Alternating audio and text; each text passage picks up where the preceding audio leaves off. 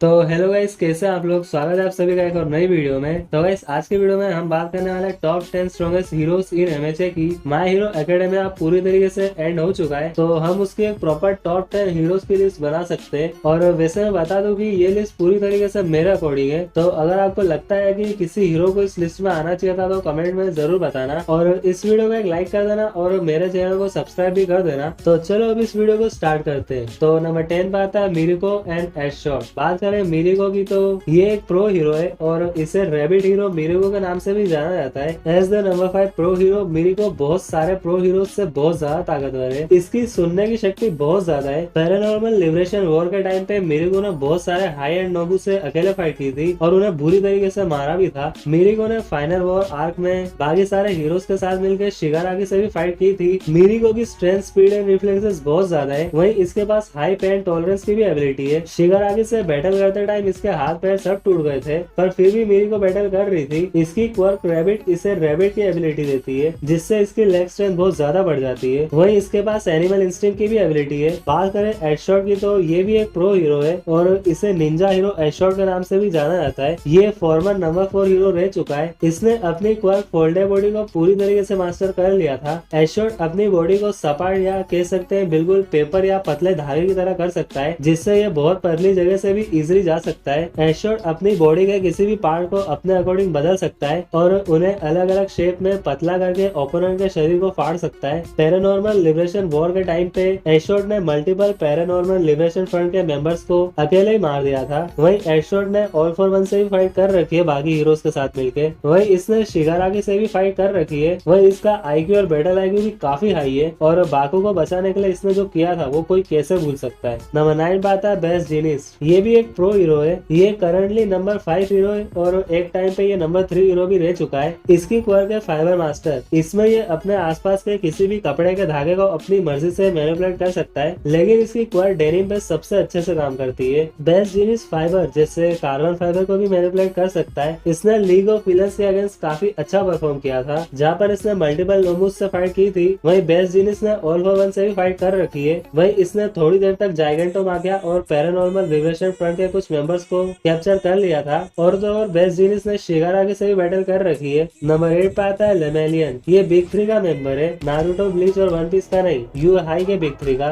और ये बिग 3 का लीडर भी है और एक टाइम पे ये ऑल माइट का सक्सेसर भी था। लेमेलियन करंटली नंबर 1 हीरो है। इसने क्लास 1A के 18 स्टूडेंट्स को अकेले इजिली मार दिया था और इसने ओवरहॉल को भी काफी ज्यादा अच्छी टक्कर दी थी, जबकि लेमेलियन ने अपनी पावर खो दी थी और साथ में लेमेलियन एरी को भी उस टाइम पे प्रोटेक्ट कर रहा था। वहीं अपनी पावर मिलने के बाद इसने 4 नियर हाई एंड नोबूस को अकेले ही पेल दिया था। वहीं ये सब तो फिर भी ठीक है, लेकिन इसने लिटरली शिगारागी को बहुत ज्यादा अच्छी टक्कर दी थी। और तुमने इसका शिगारागी के अगेंस्ट वो सीन तो देखा ही होगा। लिटरली इतनी सीरियस बैटल में हंसा दिया था भाई ने। इसकी क्वर्क की बात करें तो वो है परमेटेशन, जिससे ये किसी भी चीज के आर पार चला जाता है। वैसे इस क्वर्क का डिसएडवांटेज ये है कि जब तक ये क्वर्क एक्टिवेट रहेगी तब तक लेमेलियन देख नहीं पाएगा, सुन भी नहीं पाएगा, सांस भी नहीं ले पाएगा। Number 7 hawks. ये भी एक प्रो हीरो है और ये एक टाइम पे नंबर 2 हीरो रह चुका है। हॉक्स की क्वर्क है फियर्स विंग्स, जिससे उसकी पीठ पे बड़े चमकीले लाल रंग के विंग्स उगते हैं। इन विंग्स की मदद से वो बहुत तेजी से उड़ सकता है। वो हर एक फेदर को अपने अकॉर्डिंग मूव कर सकता है। ये विंग्स काफी हल्के होते हैं लेकिन काफी ज्यादा मजबूत होते हैं। हॉक्स सिर्फ एक फेदर से एक इंसान तक को उठा सकता है। हॉक्स अपने विंग्स को खो भी सकता है, जिससे वो अच्छे से उड़ नहीं पाएगा और अगर हॉक्स के सारे विंग्स गिर जाए तो 2 दिन लगेंगे वापस आने में। हॉक्स बैटल में फेदर ब्लेड्स का भी यूज करता है। हॉक्स ने एनिमे में ऑल फॉर वन से बैटल कर रखी है और उसे काफी अच्छी टक्कर भी दे रखी है। वही हॉक्स ने एंडेवर के साथ मिलकर बहुत ज्यादा ताकतवर नोमू को भी हराया था। वही हॉक्स काफी ज्यादा इंटेलिजेंट है और काफी ज्यादा स्किल्ड है।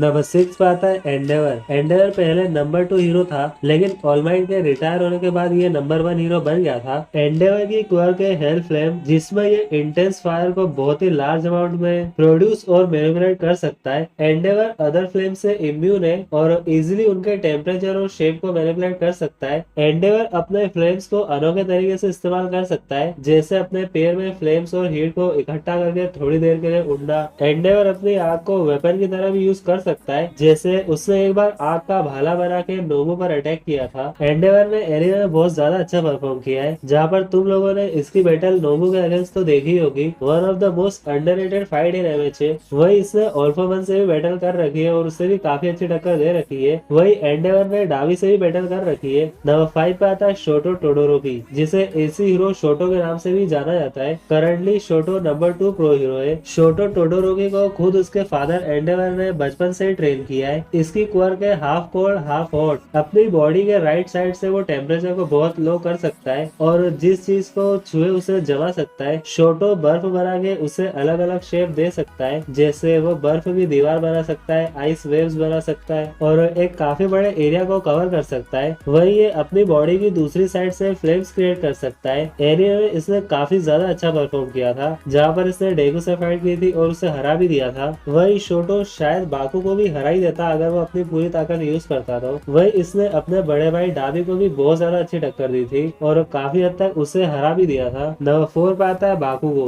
वैसे तुम लोग मुझे इसका हीरो नेम कमेंट्स में बताओ। वैसे तुम लोगों को पता ही होगा कि ये कितना ज्यादा अग्रेसिव है, इसे डर भी ना के बराबर ही लगता है। इसने एरिया में टोडोरोकी को हरा रखा है और ये तो फिर भी ठीक है। इसने टोमुरा शिगाराकी से भी बैटल कर रखी है और इसने लिटरली ऑर्फरमैन को हराया था। मतलब तुम लोग सोच सकते हो कि जो एमएचए का एक टाइम पे मेन विलन था उससे इसने हरा दिया था, जबकि ये तो एक साइड कैरेक्टर है। ये बहुत ज्यादा बड़ी बात है। इसकी क्वर्क है एक्सप्लोजन। बाकुगो अपने हाथ की हथेलियों से नाइट्रोग्लिसरीन लाइक स्वेट को निकालता है और उससे तुरंत एक्सप्लोजन क्रिएट करता है। जितना ज्यादा उसे पसीना आएगा उतना ही खतरनाक एक्सप्लोजन होगा। बेस्ट जीनियस ने भी कहा था कि वो अपनी क्वर्क को मास्टर कर चुका है। वो सिर्फ अटैक ही नहीं कर सकता बल्कि इन एक्सप्लोजन्स की मदद से वो उड़ भी सकता है। तुम लोगों ने एनिमे में तो देखा ही होगा। नंबर 3 पे आती है star and stripe. Star and stripe America की नंबर 1 प्रो हीरो थी। इसकी क्वर्क थी न्यू ऑर्डर, जिसमें ये अपने सराउंडिंग्स में किसी भी चीज को छूकर उसका नाम लेकर उस पर न्यू रूल डिक्लेयर कर सकती थी।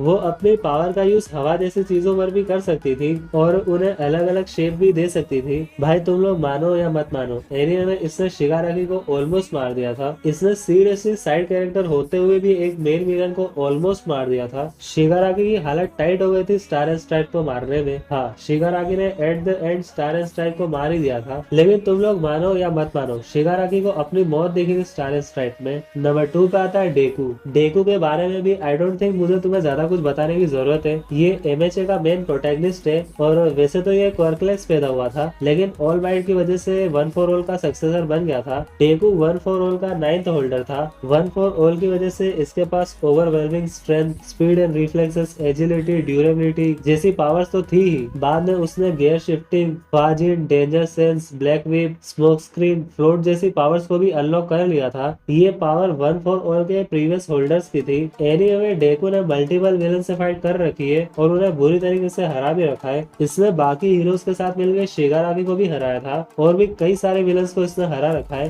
नंबर 1 पे आता है ऑल माइट। देखो, ऑल माइट के बारे में भी मुझे नहीं लगता कि मुझे तुम्हें ज्यादा कुछ बताने की जरूरत है और ना सिर्फ मेरे अकॉर्डिंग, मुझे पता है कि तुम्हारे अकॉर्डिंग भी ऑल माइट एमएचए का greatest hero of all time है। ये फॉरवर्ड नंबर 1 हीरो था और इसे द सिंबल ऑफ पीस का टाइटल भी दिया गया था। ऑल माइट 8th होल्डर था वन फॉर ऑल का। ये क्वर्क ऑल माइट को नाना शिमुरा से मिली थी। ये क्वर्क ऑल माइट को overwhelming strength, speed and reflexes, agility, durability देती थी। एनिमे में तुम लोगों ने देखा ही होगा, विलन सिर्फ ऑल माइट का नाम सुन के थर-थर कांपने लगते थे। स्टार एंड स्ट्राइक को भी हीरो बनने की इंस्पिरेशन ऑल माइट से ही मिली थी। इसने एनिमे में ऑल फॉर वन को ऑलमोस्ट मार दिया था। वही हाई एंड नोमो के अगेंस्ट भी तुम लोगों ने इसकी बैटल तो देखी ही होगी। तो हाँ गाइस, ये थी मेरी लिस्ट। तुम लोग अपनी लिस्ट कमेंट में जरूर बताना और इस वीडियो को एक लाइक कर देना और मेरे चैनल को सब्सक्राइब भी कर देना। तो चलो, मैं मिलता हूँ तुमसे अगली वीडियो में।